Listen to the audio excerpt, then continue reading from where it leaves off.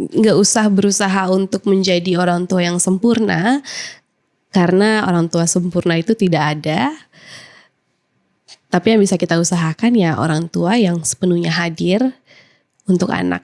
Suatu hari pas aku lagi mau main piano, ada orang narik pianonya, bawa pianonya ke mobil bak.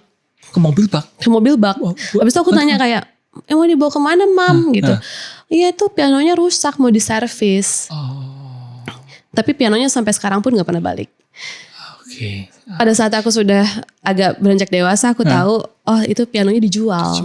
Gitu, karena dulu aku lahir di keluarga yang sederhana sampai papaku mengalami kebangkrutan. Pas lagi casting aku mau banget makan ayam goreng. Terus mamaku ternyata pergi sebentar untuk jual cincinnya. Itu beneran? Itu beneran.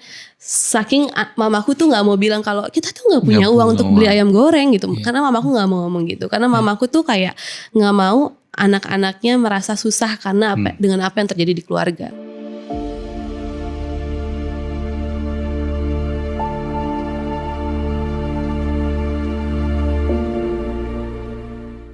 Kembali lagi di Pulinan Selaras dan kali ini teman ngobrol saya adalah Nikita Willy.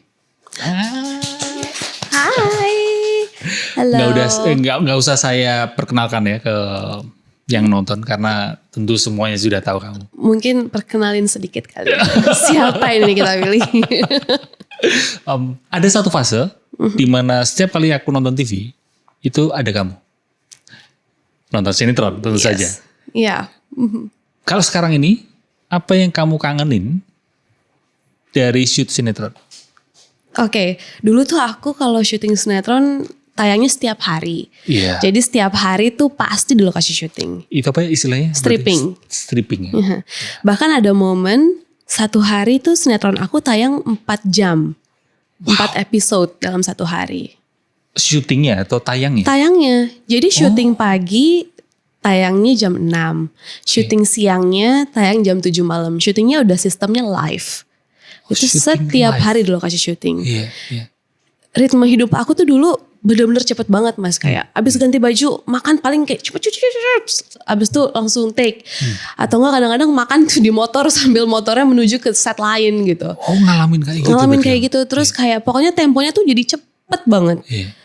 Sekarang udah lama gak syuting, kok aku kangen ya dengan ritme hidup yang seperti itu, diburu-buru Pace gitu. yang cepet itu ya. Habis itu kayak ganti baju harus cepet, kadang-kadang mau ngobrol aja gak bisa, harus sambil jalan dan lain-lain.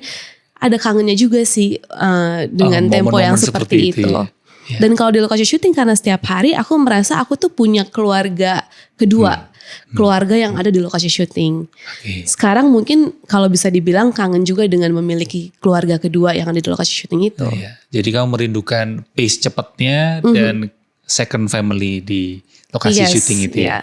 Kalau tidur gitu gimana sih? Biasanya kan syuting kan sampai malam, ya sampai malam juga kan. Aku sempet mengalami syuting yang sampai pagi. Bukan hanya malam tapi pagi ya. Iya sampai pagi. Bahkan aku waktu itu sempat kayak lebih sering tidur di lokasi syuting daripada di rumah sendiri.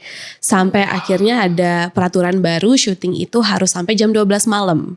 Ada peraturan, sampai ada peraturan ya. Iya peraturan itu datang setelah aku beberapa kali udah lumayan sering syuting sampai pagi gitu. Karena capek jadi malah mengorbankan kesehatan ya.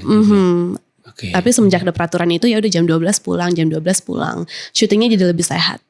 Hafalin skripnya gimana? ini pertanyaan orang awam nih. Aku gak pernah main sinetron atau main film ya. Kalau satu hari aja ada berapa episode, kadang ngeblank, lupa skripnya. Tapi skrip itu kan kayak bukan untuk dihafal, tapi untuk dimengerti. Lalu kita kayak improvisasi dengan bahasa kita sendiri. Kalau misalnya kita syuting terus udah menjadi karakter tertentu, rasanya karakter itu udah nempel banget dengan badan kita. Jadi kita tuh kayak punya topeng baru pada saat kita lagi di set. Gitu. Jadi di skripnya tulisannya seperti ini, tapi nggak mungkin kayaknya si peran ini ngomongnya kayak gini. Jadi kita bikin dialognya sendiri. Jadi bukan dihafal ya. Iya. Dan saking seringnya bisa jadi antara di luar syuting dengan syuting agak bingung. Agak mix up gitu ya. Pada waktu gak shoot, ini aku baru memerankan itu atau gitu. Tapi mungkin itu hebatnya pemain syuting sinetron stripping kali ya. Dengan syuting setiap hari tapi dia bisa langsung keluar dari perannya. Itu sebuah kayak skill. Mungkin aku kalau ditanya seperti itu aku juga gak bisa ngejelasin gimana caranya. Cuma bener-bener berubah aja keluar dari set kayak. Waktu itu aku perannya waktu paling lama tuh namanya jadi Amira. Sinetronnya Putri yang Ditukar. Keluar dari set, keluar dari lokasi syuting ya udah aku bukan Amira, aku kembali menjadi Nikita lagi. Iya itu sebuah skill karena kalau enggak juga jadi bingung juga kan. Cara minum atau mungkin cara berinteraksi, cara makan. Kalau jadi si Amira itu gitu. Atau mungkin tanpa aku sadari pada saat aku lagi syuting setiap hari itu ternyata Nikita di luar lokasi syuting juga mirip-mirip sama Amira. Who knows gitu kan. Mungkin aku gak sadar kan. Ya. Oke. Tapi itu ya. Jadi yang kamu rindukan adalah pace cepetnya. Betul. Terus second family di situ ya. Oke. Nah, kalau sekarang ini kan kamu jadi ibu dari 2 anak. Dan ya sudah cukup sering lah kamu dilihat atau teman-teman sebatas nonton di sosial media adalah bagaimana kamu cara parentingmu ke anak. Tapi justru aku kepingin tahu bagaimana kalau kita flashback ke masa kecilmu. Orang tuamu dulu bagaimana mengasuh dirimu.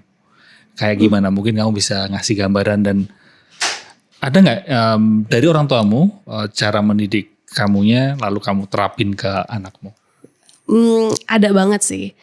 Dulu tuh mamaku mengurus anak-anaknya gak ada pengasuh, gak ada bantuan pengasuh, gak ada babysitter. Tapi dibantu kayak sama mbak-mbak di rumah gitu. Jadi aku merasa dulu tuh mamaku bener-bener hadir buat anak-anaknya. Dan itu yang ingin aku usahain ke anak-anak aku. Aku sengaja gak pakai babysitter, aku cuma minta bantuan mbak di rumah yang memang udah kerja sama aku dari sebelum aku menikah. Cuma berapa aku lama itu? Udah 5 tahun lebih, 5 tahun lebih kerja sama aku. Dan memang orang-orang yang aku percaya juga untuk yang bisa deket anak-anak aku. Ya aku ingin supaya aku bisa menjadi orang tua yang hadir sepenuhnya untuk anak-anak aku. Seperti yang mamaku lakukan dulu. Waktu itu mamaku sempat jadi guest star di podcast aku. Oh iya? Terus aku tanya kayak seinget aku sama Nona adik aku, mami tuh dulu nggak pernah bergaul deh sama teman-teman gitu. Kerjanya nganterin anak terus kayak nemenin syuting atau Nona nemenin olahraga. Dulu tuh dia ikut boarding school di bulu tangkis gitu. Terus mama aku bilang iya memang karena dulu mami nggak butuh apa-apa karena prioritasnya adalah anak-anak. Tapi karena Allah maha baik, dibalas dengan karma yang baik. Sekarang anak-anak mami sudah memiliki kehidupan yang sangat-sangat baik. Terus mami didatengin sama teman-teman yang entah dari mana, teman-teman yang baik juga, di kehidupan yang baik juga. Jadi sekarang tuh kayak lebih punya banyak waktu untuk sama teman-teman, sama cucunya, sama dirinya, tanpa harus mikirin hal-hal lain. Gitu. Dan aku berusaha untuk bisa seperti itu, menjadi orang tua yang hadir. Berarti orang tuamu mendidik kamu, merawat kamu dengan cara hadir. Iya, dengan dan hadir. Dan itu yang kamu ingat dan ingin kamu berikan juga kepada anak-anak. Iya, karena seingat aku juga nggak inget kok aku dulu dibeliin apa sama orang tua aku. Aku dipakein baju apa atau aku ngapain sih waktu kecil. Yang aku inget ya orang tua aku selalu hadir dan menemani aku. Pada saat memori ya. Betul, pada saat aku di lokasi syuting, aku kebingungan bikin PR, ada mamaku di situ.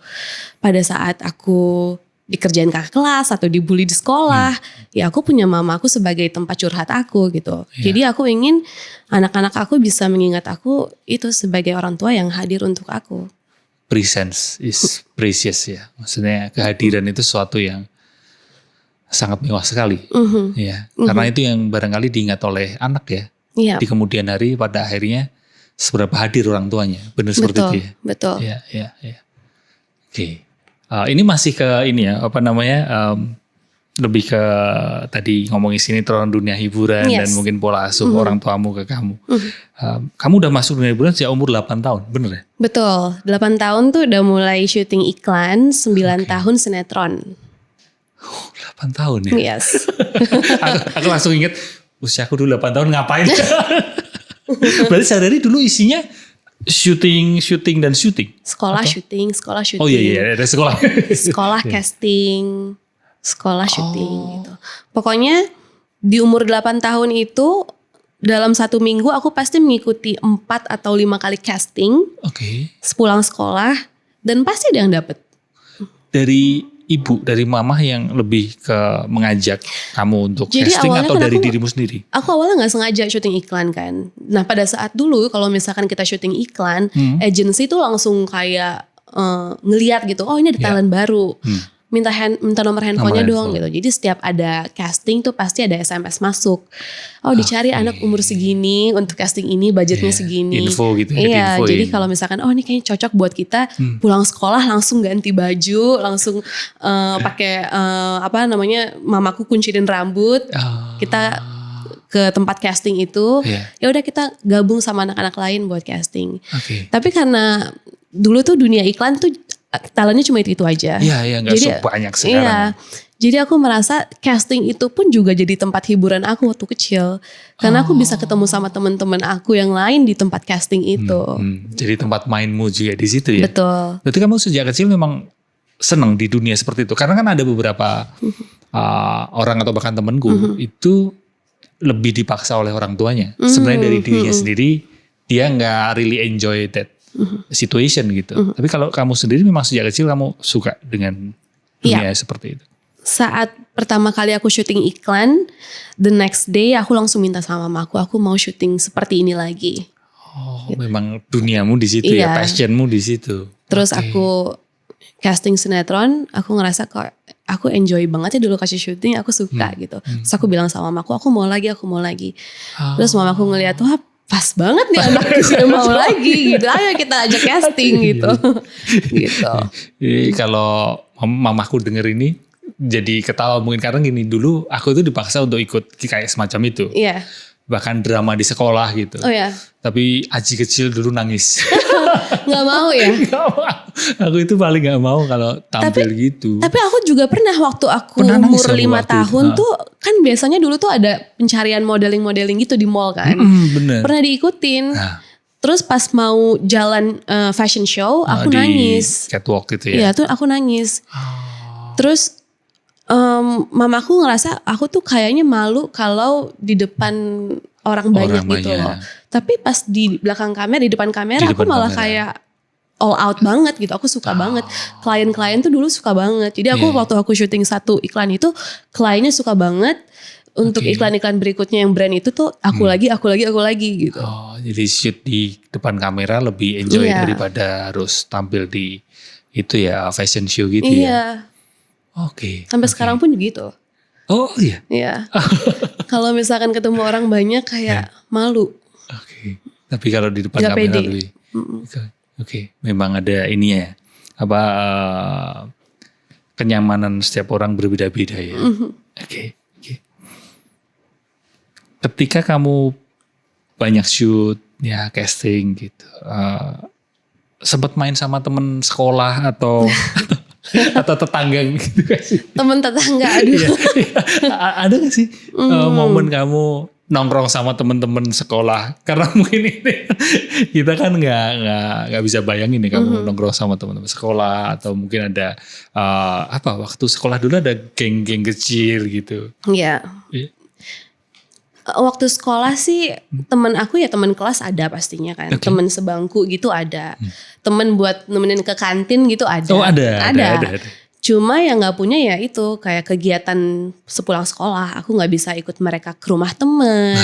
Atau nongkrong-nongkrong. Even ekstrakurikuler aja aku gak ikut. Karena kan pulang sekolah langsung syuting. Atau kadang-kadang pulang sekolah itu diambil jam 12 siang. Harusnya jam 2 baru pulang. Untuk harus syuting. Izin gitu. Dari sekolahnya. Iya izin. Itu jadi kalau ditanya punya temen di sekolah ya pasti ada. Cuma temen di luar sekolah gitu nggak ada. Gitu dan sampai sekarang kalau misalnya ada reuni-reuni gitu aku bingung aku temennya siapa karena aku nggak punya temen di luar sekolah gitu. Iya. Kalau les bimbel gitu? Les musik atau apa gitu enggak ya? Ya udah khusus di situ ya berarti ya? Iya, nggak ada. Les pelajaran atau apa gitu? Les pelajaran ini dibawa ke sekolah. Dibawa ke lokasi syuting. Jadi papaku tuh dulu mengizinkan aku buat syuting kalau nilai aku nggak di bawah 7. Oh berarti nilai sekolah tetap harus prioritas ya? Tetap. sampai SD aja tuh, pas SMP palanya mau meledak, jadi udah serah nilainya gitu.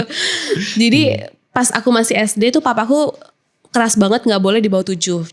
Aku bawa guru les, mamaku panggil guru les ke lokasi syuting. Jadi di sela-sela syuting sambil nunggu set tuh kita les, belajar gitu, ngerjain PR sama guru sama mama. Bahkan di jeda shoot itu kamu nggak istirahat ya, kamu mesti les juga ya? Nggak, tapi karena waktu SD itu sistem syutingnya masih tayang yang seminggu sekali gitu Mas. Jadi nggak seburu-buru stripping. Iya.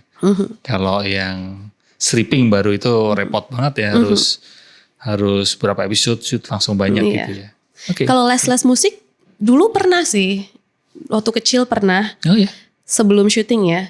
Jadi mungkin belum ada yang tahu. Jadi dulu tuh aku suka banget piano. Dulu aku suka banget les piano sampai pada suatu hari ini core memory juga kayaknya. Soalnya aku masih inget vividly gitu loh. Suatu hari pas aku lagi mau main piano, ada orang narik pianonya, bawa pianonya ke mobil bak. Ke mobil bak? Ke mobil bak. Habis itu aku tanya kayak, mau dibawa kemana mam? Gitu.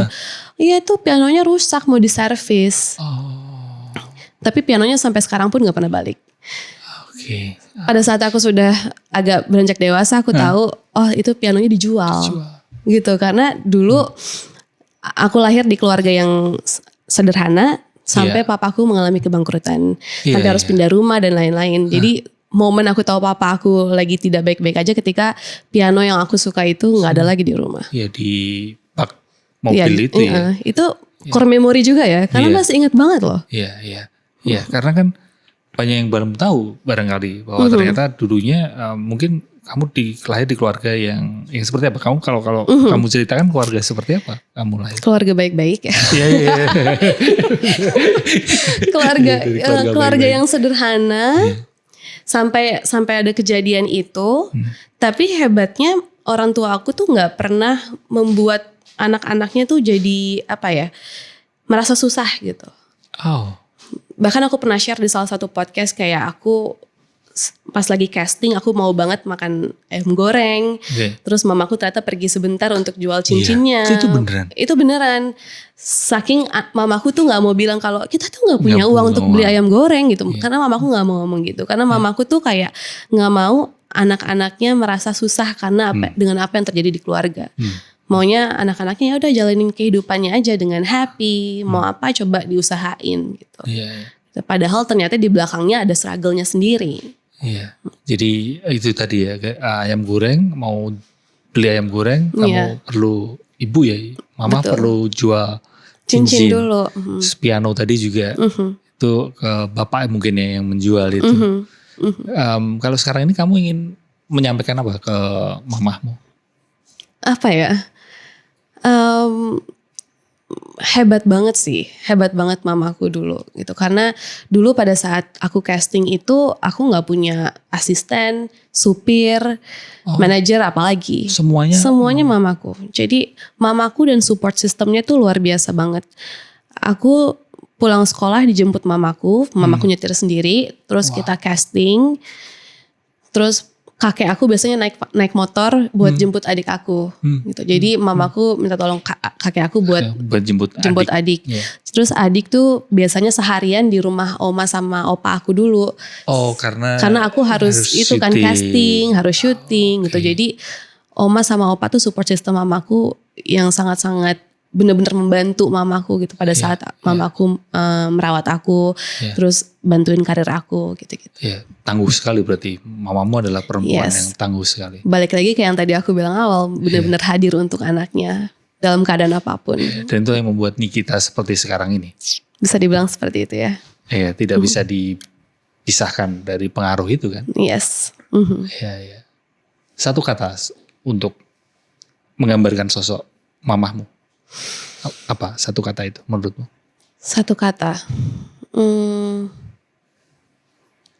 Hebat. Oke. Kalau udah ngomongin keluarga, ngomongin ibu ya, apalagi biasanya akan menunjukkan emosi yang tidak mudah gitu. Betul. Ya. Oke. Udah nonton film Sore? Belum. Film Sore ini tentang kembali ke masa lalu atau tentang waktu lah gitu. Kalau kamu dikasih kesempatan balik ke masa lalu, terutama masa remaja, awal-awal kamu casting atau syuting, ada nggak hal yang ingin kamu ubah? Hal yang ingin aku ubah? Well, di satu sisi aku ingin banget merasakan apa yang anak-anak lain rasakan gitu. Yang tadi Mas Aji bilang kayak pulang sekolah ada les, nongkrong sama teman-teman, atau bahkan sekolah yang benar supaya bisa kuliah di luar negeri. Kayak teman-teman aku ada yang aku kuliah di sini gitu. Ada juga keinginan buat kayak gitu. Tapi di sisi lain aku merasa dengan aku bekerja dari kecil, dengan pengalaman luar biasa yang udah aku miliki, aku merasa kok aku lebih beruntung ya. Karena pengalaman berharga itu nggak banyak semua orang bisa dapatkan gitu. Di balik kerja keras aku mendapatkan pelajaran yang luar biasa banget. Dan alhamdulillah aku tidak pernah mengatakan yang namanya quarter life crisis gitu, karena aku sudah membangun karir aku dari kecil. Sehingga sekarang aku bisa menjalani peran baru aku sebagai seorang ibu dengan lebih mudah gitu, tanpa harus mikirin hal-hal lain. Jadi kalau pertanyaannya apa yang ingin diubah, nggak ada sih. Karena aku udah sangat-sangat bersyukur dengan apa yang aku jalani selama ini. Mensyukuri apa yang sudah terjadi, karena ya yang membuat kita menjadi seperti sekarang ini gimana pun juga ya apa yang terjadi di masa lalu gitu ya. Betul. Karena juga kita tidak tahu juga itu yang dulunya mungkin kita anggap kok nyebelin banget ya. Kok itu nggak enak ya, nggak nyaman ya. Tapi bisa jadi itu menguatkan diri kita ya. Berarti mentalmu sekarang ini menjadi sekuat ini, sehebat ini, karena apa yang kamu alami di masa remaja itu, masa kecil itu? Maybe. Mungkin ya. Ada kedisiplinan kan tentu saja waktu, apa saja kira-kira pada waktu dulu masa kecil kamu mendapatkan kedisiplinan waktu? Iya. Di lokasi syuting itu kan kita harus disiplin tuh harus ya, karena kita ada timing tersendiri ya. Kayak aku harus datang jam berapa, terus harus pulang jam berapa. Waktu kecil beberapa kali, waktu muda beberapa kali kayak rebel juga, mau telat ke lokasi syuting gitu. Nggak mau syuting kita lama-lamain aja yuk. Tapi ternyata itu merembet ke hal-hal lain gitu, kayak syutingnya jadi terbengkalai, waktu pemain-pemain yang lain yang harusnya sudah bisa selesai tapi harus masih nunggu gitu. Jadi dari situ pun aku belajar ternyata aku harus bisa lebih disiplin, lebih tepat waktu gitu. Dan mudah berinteraksi dengan orang baru juga kan. Benar. Itu ketemu juga kan. Ketemu orang banyak, ketemu banyak senior gitu. Belajar langsung dari para senior dan para sutradara gitu. Jadi banyak pelajaran-pelajaran yang kayak mungkin kalau aku tidak menjalani karir aku dari kecil, aku tidak akan mendapatkan itu. Apa satu hal? Disiplin tadi. Terus berbagi gitu. Karena di lokasi syuting kan kita bergaul dengan siapapun kan. Benar, gitu. Benar. Kru dan pemain tuh udah seperti satu keluarga gitu. Jadi setara gitu ya. Jangan terus terlalu ini juga gitu ya. Benar gitu. Jadi ya belajar tentang berbagi, belajar tentang kedisiplinan waktu, dan masih banyak hal sih. Iya. Oke. Inner child. Pengalaman yang terjadi di masa kecil itu barangkali terus kita bawa sampai sekarang. Ada gak sih inner child atau mungkin momen waktu kecilmu, waktu masa kecilmu yang kamu masih bawa sampai sekarang, yang kamu sadari ini kelihatannya sebenarnya ini pengalaman masa kecilku sih gitu. Adakah hal semacam itu yang kamu masih bawa sampai sekarang? Ini inner child bukan ya? Tapi coba aku ceritain ya. Nah ya, boleh.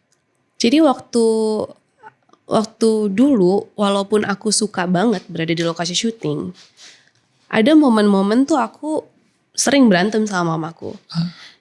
Karena aku mau main, aku nggak mau di lokasi syuting terus. Aku mau jalan-jalan. Sewajarnya anak-anak dan remaja lah ya. Aku mau party. Nggak bisa, harus syuting. udah kontrak. Dan rasanya aku merasa aku kayak di penjara. I hate you. Dikekang. Gitu. Iya. Aku sebel banget sama mami. Karena mami membuat aku berada dalam posisi ini. Lalu sekarang, ya padahal itu cuma sekelibet aja ya. Terus nanti pas udah syuting aku juga udah hilang lagi rasanya. Yeah. Nah sekarang aku punya anak. Aku kan beberapa kali juga pernah syuting atau foto sama dia. Atau melakukan kegiatan yang memang aku yang minta gitu. Yeah. Ketika anak aku bilang, aku gak mau gitu. Aku langsung kayak, oke, kalau gak mau, you don't have to do this. Gitu. Yeah. Udah pergi. Kamu bermain aja selayaknya anak-anak gitu. Yeah. Karena aku gak mau dia merasa di penjara seperti aku yang aku dulu. Gak tahu itu inner child atau bukan. Ya, karena pengalaman masa lalu, memori masa lalu, sehingga membentuk sikap kita di masa sekarang. Ya. Jadi rasanya kayak aku gak mau maksa kamu untuk melakukan hal-hal yang memang sebenarnya kamu gak mau. Bagus banget itu. Gak mau memaksa. Gak mau maksa kamu untuk melakukan hal yang sebenarnya kamu gak mau. Iya. Kayaknya itu inner child aku. Iya, karena dulunya mengalami itu kan juga ini banyak teman-teman yang juga berniat seperti itu. Ketika dulu ngalamin sesuatu yang dia gak mau. Dan sekarang sebisa mungkin ke orang lain, ke pasangan, ke anak. Jangan sampai merasakan juga, mengalami juga seperti yang aku alami dulu gitu ya. Tapi terkadang aku berpikir aku terlalu berlebihan aja. Nah. Maksudnya kan anak aku masih umur 3 tahun. Iya. Gak mau maunya nonton, gak mau maunya main gitu. Aku ngerasa kayak, yaudah go ahead, main. Ya aku ngerasa kayak, jangan-jangan terlalu berlebihan bebas juga, ini. terlalu berlebihan juga. Terlalu gak ada ini ya, gak ada batasnya. Ya udah lah beri-berin aja gitu ya. Takut juga. Apakah itu inner child yang harus disembuhkan?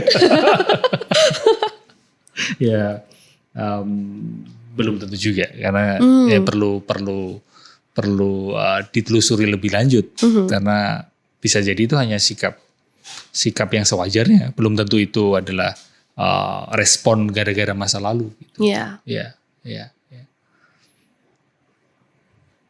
Tadi kita ngomongin masa lalu, sekarang kita ngomongin yang di masa sekarang, di mana yang menarik kan banyak hal yang kamu bikin konten, terus banyak yang nonton, tentu saja netizen itu kadang dijadiin konten pembanding kan sama kehidupan orang kebanyakan, gitu kan.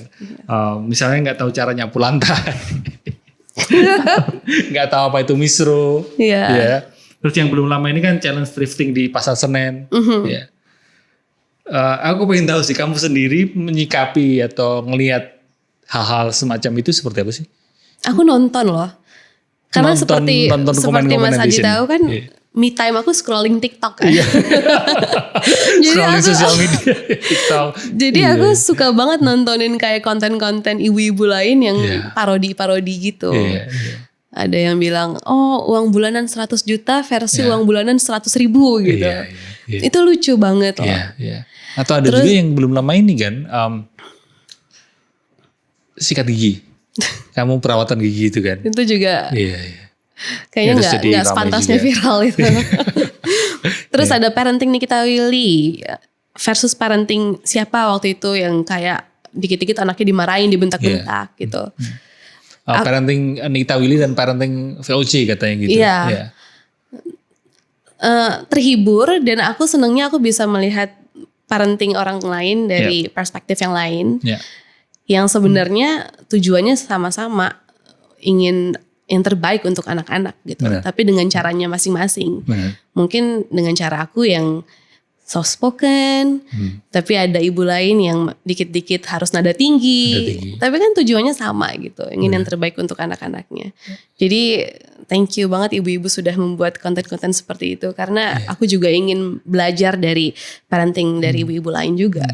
Kamu gak sebel dengan respon netizen seperti itu? Enggak sih, enggak sama sekali. Malah itu hiburan buat aku. Karena jadi berinteraksi juga dengan mereka ya. Betul. Dan lagi aku jadi merasa ada ilmu baru lagi nih kalau parenting VOC ternyata harus nadanya lebih tinggi lagi gitu. Soft spoken, kamu tadi menyebut soft spoken ya. Terus sebenarnya awal mulai istilahnya dari mana sih itu? Itu dari sosial media juga. Dari sosial media juga. Karena Ada sebagian netizen yang juga bilang wah kontennya Mas Aji soft spoken gitu. Karena katanya suara enak didengar dan sebagainya. Padahal menurutku suaraku ya gini-gini aja deh gitu. Bahkan temanku Kunto Aji malah marodiin soft spoken. Dia bikin reels gitu. Terus dia ngomongnya soft spoken ya. Skill soft spoken kamu dalam parenting sering banget dipuji ya. Nah itu kamu belajarnya dari mana? Apakah mamamu juga soft spoken atau? Enggak. Dulu saya sering dilidi. Jadi parenting VOC. Oh, oke. Ya. Karena rata-rata orang tua zaman dulu memang gitu. Orang tuaku juga begitu. Iya. Ya, karena belum mengenal ilmu parenting seluas sekarang gitu. Dan nggak apa-apa juga. Ya, aku pun juga baik-baik aja walaupun sering dikejar-kejar lidi gitu. Tapi kalau membahas tentang parenting aku mungkin cerita sedikit ya. Jadi waktu aku hamil, aku sedikit shock gitu loh Mas. Kenapa? Tiba-tiba hamil. Karena pas aku nikah, aku disuruh nunggu juga lumayan kayak 7-8 bulan gitu. Sampai akhirnya hamil. Pernah inseminasi tapi gagal. Dan akhirnya hamil. Tiba-tiba hamil nih. Lalu apa? Allah ternyata baik banget ya. Kayak nitipin aku anak. Tapi dikasih waktu 9 bulan dan lebih. Untuk apa? Untuk belajar dan untuk mempersiapkan diri. Dulu aku gak suka baca buku. Jadi aku mulai beli-beli buku parenting gitu. Supaya aku bisa tahu ini apa yang harus aku lakukan ketika anak aku lahir.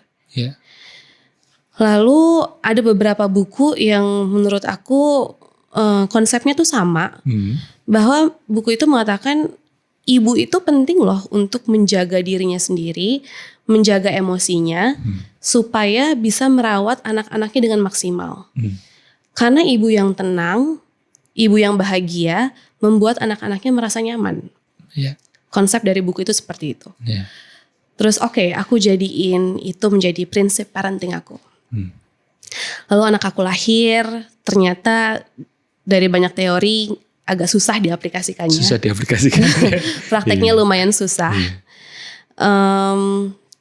Tapi balik lagi ke prinsip aku itu, ketika aku overwhelmed, I help myself first before helping my kids. Gitu. Karena sekarang kan mungkin di luar sana banyak istilah gentle parenting kan. Gentle parenting. Kalau definisi gentle parenting bagi aku sendiri adalah parenting is not about our children, but parenting is about us. True. Ketika kita gentle dengan diri kita sendiri, that gentle parenting will follow. True. Jadi konsep dari buku itu aku bawa ke prinsip parenting aku. Iya, dan itulah yang membuat kamu soft spoken itu, kamu belajarnya dari situ ya? Yes. Iya. Bukan dari orang tua yang soft spoken ke dirimu, tapi justru kamu belajar sendiri terkait hal itu. Kalau soal bagaimana menghadapi anak aku ya belajar sendiri.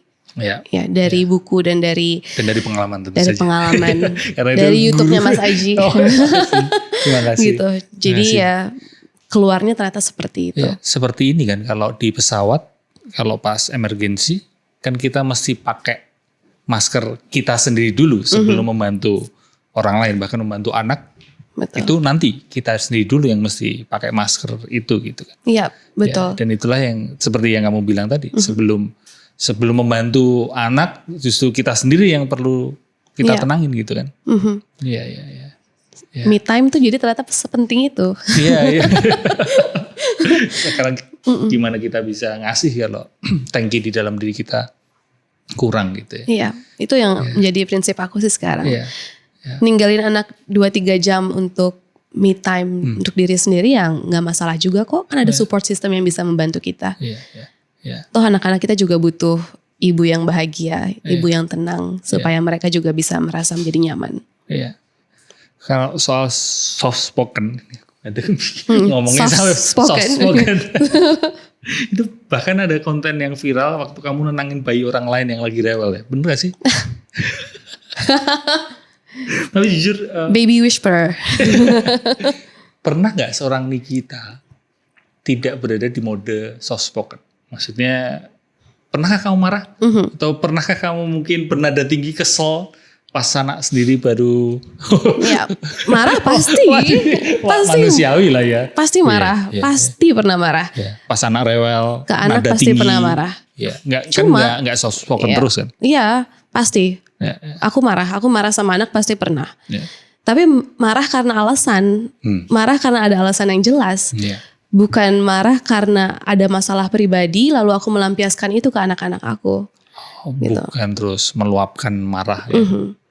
Karena itu tadi yang sebelumnya kita bicarakan, ketika aku ada masalah pribadi yang harus aku selesaikan, ya I help myself first. Jadi anak aku bisa mendapatkan aku di versi yang lebih baiknya. Marah ketika mereka mungkin lagi rewel atau misalnya mereka kayak buang-buang mainan, makanan gitu. Itu harus menjadi orang tua yang lebih tegas kan. Nah, tegas itu different dengan marah kan. Oke. Ya, jadi kadang kan orang mungkin itu tegas bukan marah. Tegas ya. Karena kalau marah kan cenderung tadi ya meluapkan marah, itu justru nggak sehat. Tapi ketegasan itu diperlukan kan. Karena kalau tanpa ketegasan juga repot juga. Betul.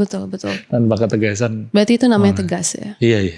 Marah tuh berarti kita meluapkan sesuatu yang seharusnya mungkin kalau marah ke anak harusnya kita nggak meluapkan itu ke anak gitu. Ya ada kandungan masa lalunya, ada kandungan mungkin sebenarnya ada emosi dengan orang lain, lalu meluapkan emosi itu ke salah sasaran. Itulah marah. Iya. Tapi menurutmu tadi tepat sekali bahwa ada alasannya, ada reasonnya. So that's why it's called tegas. Berarti tegas ke anak tapi tidak marah ke anak yang aku lakukan sekarang. Dan itu diperlukan ketegasan itu. Iya. Karena kalau marah, ya bisa jadi akan kebawa ke kelak dewasa si anak menyimpan ingatan itu, kemarahan itu kan. Dan kita tentu saja kan nggak ingin mewariskan trauma ke anak, ya kan. Ketika kamu menyikapi anak minta mainan atau mungkin gadget, ngasih gadget sejak dini kepada anak gitu, bahkan mungkin mainan, makanan yang mungkin sebenarnya dia perlu di stop. Pertimbangannya apa kamu nggak ngasih mainan atau mainan sih sebenarnya jarang dibeliin ya. Ya jarang beliin anak mainan ya. Karena kan sebenarnya dia udah punya banyak mainan. Aku mau dia tuh benar-benar menggunakan kreativitasnya dengan mainan yang ada dulu gitu. Kalau setiap minggu kita beliin hal baru, kan dia nggak bisa menggunakan kreativitasnya untuk ini mau diapain lagi mainan yang udah lama ya. Gitu. Jadi karena udah ada yang baru juga. Gitu. Jadi cepet bosen kan. Betul. Tapi kalau misalkan kita biarin dia ya udah sampai bosen banget mainan yang itu terus, dia akan gunain lagi kreativitasnya. Oh ini ternyata dinosaurus bisa jadi mobil-mobilan juga gitu. Dia kemarin main dinosaurus lagi berantem sama mobil pemadam kebakaran gitu. Ternyata bisa dinosaurus sama mobil pemadam kebakaran gitu. Dinosaurus nggak usah sama dinosaurus terus gitu. Jadi dia kayak lumayan imajinasinya lumayan luar biasa sih gitu. Karena jadi biar bisa bebas juga ya kreativitasnya ya. Betul. Kalau soal gadget, kayaknya belum waktunya juga sih umur 3 tahun kayak gitu.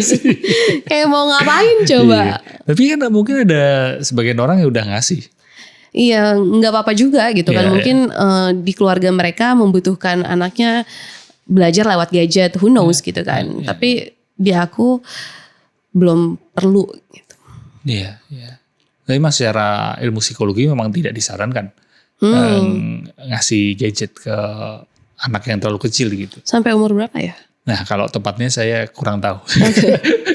Ilmu parenting saya tidak mau mempelajari. tapi sebatas itu aja yang aku tahu adalah kalau terlalu kecil nanti overstimulus kan. Gadget itu overstimulus. Sehingga jadi ya akan berpengaruh ke bagaimana dia mempersepsi lingkungannya gitu. Iya.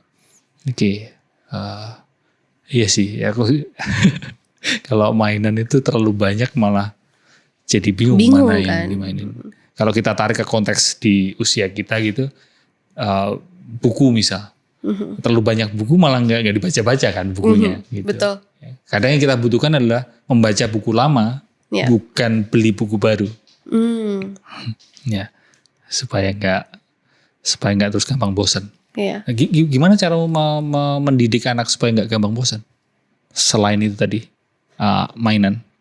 Ya biasanya sih aku biarin kayak nggak terlalu banyak hiburan gitu ya. Kayak misalkan kita lagi di meja makan gitu. Ya udah kita no distraction. Kalau misalkan mau bosan banget ya udah kita baca buku atau main stiker.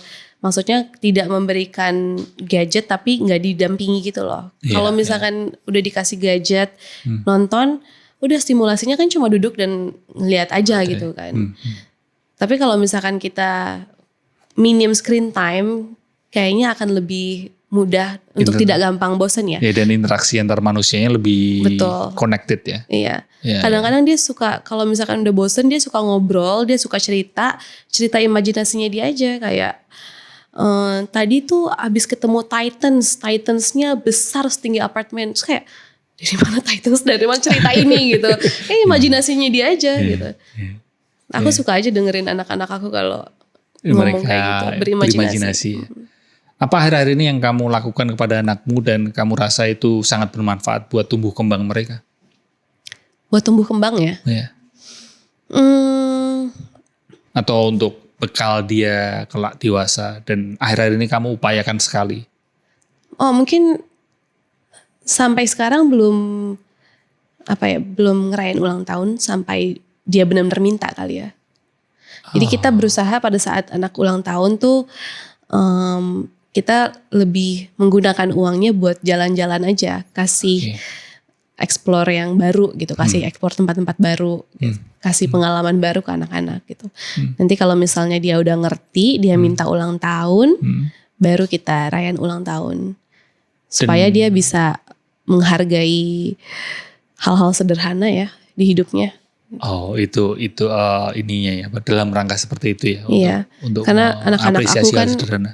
Lahir di keluarga yang sudah sangat cukup, alhamdulillah gitu kan.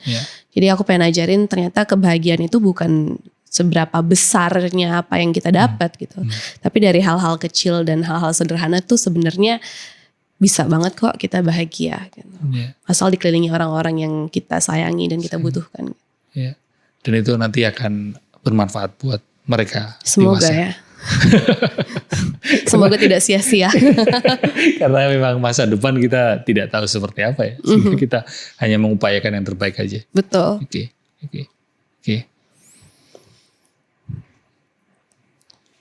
Di tengah banyak konten atau kebisingan sosial media, sebenarnya kalau dari dirimu sendiri, kamu kepengen dilihat sebagai ibu seperti apa di mata anak-anak?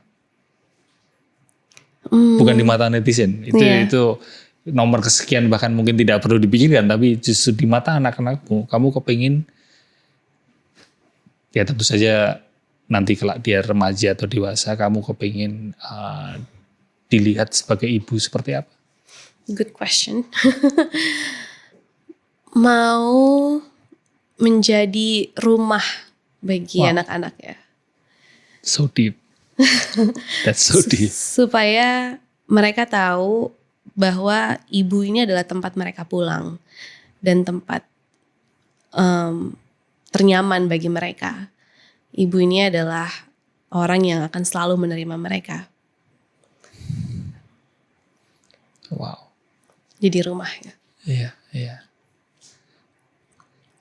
Karena mungkin ada yang tidak merasakan rumah itu di orang tuanya ya. Hanya serumah tapi tidak merasakan rumah itu. Dan kamu kepingin kalau anakmu menganggap kamu adalah rumah, sehingga ketika mereka ada masalah, ada kebingungan, larinya bukan ke hal-hal yang mungkin jahat, hal-hal yang mungkin merugikan mereka, tapi adalah ke ibunya. Benar seperti itu? Betul. Ya. Sama yang mamaku lakukan dulu juga seperti itu. Iya, ternyata itu yang ingin kamu jadikan legacy ke anak-anakmu. Mamaku benar-benar jadi rumah buat anak-anaknya.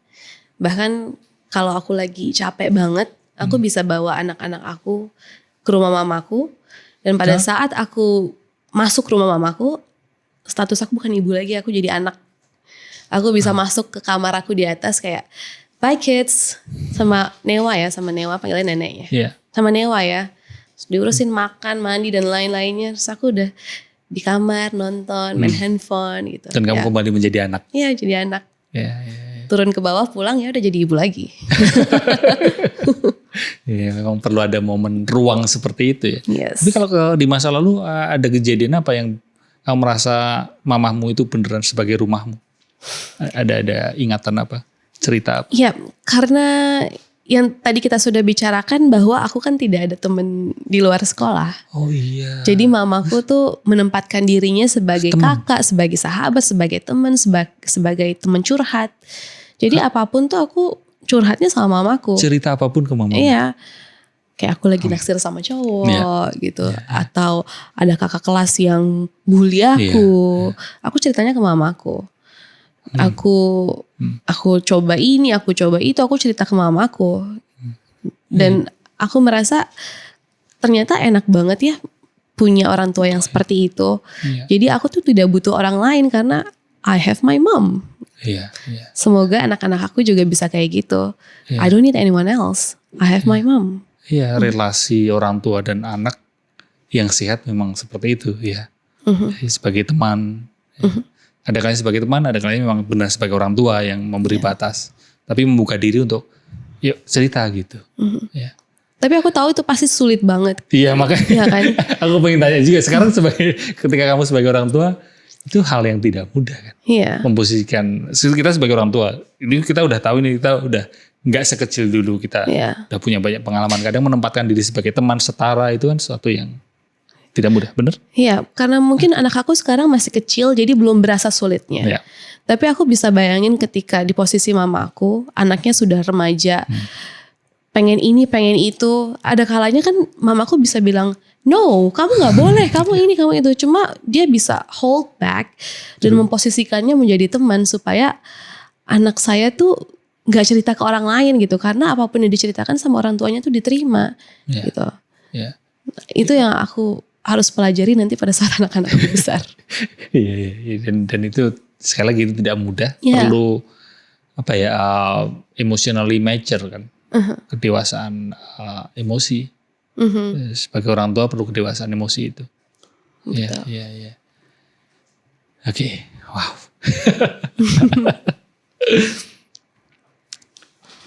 Tadi kamu bilang nggak tahu nanti ketika anak dewasa atau bahkan sebelum dewasa remaja seperti apa mereka dan kamu memposisikan diri seperti apa ke mereka. Kalau boleh tahu nih, yang kamu khawatirin apa? Ketika mereka sudah remaja, apa yang mungkin paling kamu khawatirkan? Ya itu dia, mereka tidak terbuka dengan orang tuanya. Oke, why? Mereka merasa orang tuanya bukan tempat yang aman untuk bercerita, sehingga mereka mencari tempat aman lain di luar sana. Di luar sana bukan hanya di luar sana ya, tapi bisa kayak di sosial media atau di dunia yang lain gitu, dunia maya gitu. Kan. Pengennya orang tuanya adalah tempat yang aman. Ketakutannya kita ternyata tidak bisa menjadi tempat yang aman kayak gitu. Iya, itu yang paling kamu khawatirin ya, yang paling kamu takutin. Dan upayamu apa sejak sekarang supaya itu tidak terjadi? Harus belajar mindfulness. Kamu berarti meluangkan waktu untuk quality time bersama kedua anakmu. Iya, itu pasti. Kalau sekarang usahanya oke lah gitu ya. Usahanya ya itu tadi, menjadi orang tua yang berusaha hadir terus untuk anak-anaknya. Terutama di momen-momen penting mereka. Betul, setiap milestone-nya gitu-gitu aku usaha untuk hadir. Dan luangkan waktu untuk diri sendiri juga supaya bisa hadirnya secara maksimal gitu. Oke. Memang selalu tidak mudah ya jadi orang tua. Dan selalu tidak mudah juga jadi anak. Betul. Tidak ada yang mudah. Tidak ada yang mudah. Jadi peran apapun. Iya. Dan pada akhirnya ya tidak ada orang tua yang sempurna dan tidak ada anak yang sempurna. Iya. Ya. Dan mungkin untuk menutup obrolan kita, mungkin kamu ingin menyampaikan apa kepada orang tua, kepada ibu? Kepada ibu aku atau ibu-ibu? Ibu-ibu. Ibu-ibu. Kepada ibu-ibu. Ya, mungkin pesannya kayak Saran mungkin ya, lebih ke saran. Iya, nggak usah berusaha untuk menjadi orang tua yang sempurna, karena orang tua sempurna itu tidak ada. Tapi yang bisa kita usahakan ya orang tua yang sepenuhnya hadir untuk anak. Hadir dengan maksimal. Salah satunya dengan merawat diri kita sendiri dulu. Help ourselves first. Yeah. Supaya kita bisa menjadi ibu yang tenang dan ibu bahagia untuk anak-anak kita. Dan menjadi rumah buat anak-anak. Dan menjadi rumah untuk anak-anak kita. Terima kasih Nikita Willy. Thank you. Dan buat teman-teman yang mau ngikutin kegiatanmu sehari-hari atau mungkin hal-hal yang ingin kamu bagikan di sosial media, lebih baik follow Instagram ya, kamu Instagram? Follow Instagram, follow Instagram atau YouTube. Mungkin yang lebih penting ikutin podcast Moms Corner karena benar. Apa ya? The reason aku bikin Moms Corner adalah ketika aku menjadi ibu, aku tuh clueless banget, gitu karena kita nggak tahu kan apa yang harus kita lakukan untuk anak gitu pada saat mereka sakit, pada saat mereka mencapai milestone tertentu. Itu alasan aku bikin Moms Corner supaya tidak ada ibu-ibu yang lost lagi di luar sana karena udah ada jawabannya dengan para expert di situ. Oke. Berarti dalam waktu dekat atau mungkin akhir-akhir ini kegiatanmu adalah aktif di Moms Corner itu ya, podcast. Yes, Moms ada podcast, ada photoshoot dan shooting juga. Ya. Di akun YouTube Nikita Willy. Willy Official. Ya, oke. Terima kasih. Thank you, Mas. Dan buat menutup episode di Punan Selaras, teman ngobrolku, aku minta untuk membaca surat dari anonim. Oke. Ini surat yang menulis teman ngobrol di episode-episode sebelumnya. Oke. Tapi anonim ya. Ini benar? Oke. Silakan. Terbacakan. Sebentar. memang tulisan. Atau mungkin aku bantu. Semua ini ikan ya, tapi sih semua ikan. Oh akan, oh iya, kok semua ikan? Oke. Iya, jadi ini pesannya buat teman-teman yang nonton. Pesannya, semua akan menunggu esok, tapi tak bisa lari dari yang lalu. Ya, semua akan menunggu esok. Tapi tak esok bisa. Kan tidak pasti gitu kan. Kita semua kan menunggu esok. Tapi tak bisa lari kita dari yang bisa lalu. lari dari masa lalu. Oke. Semoga selaras ini pesannya, meskipun mungkin agak puitis ya. Saya tahu sih yang nulis itu siapa. Semoga selaras buat teman-teman yang nonton. Terima kasih. Terima kasih Mas. Nikita. Ya, terima kasih juga buat teman-teman yang udah nonton dari awal sampai akhir. Semoga obrolan saya dengan Nikita Willy bisa membantu menyehatkan mental dan memulihkan batin. Semoga kita semua bisa menerima kenyataan seadanya ya. Dan sampai ketemu di episode selanjutnya.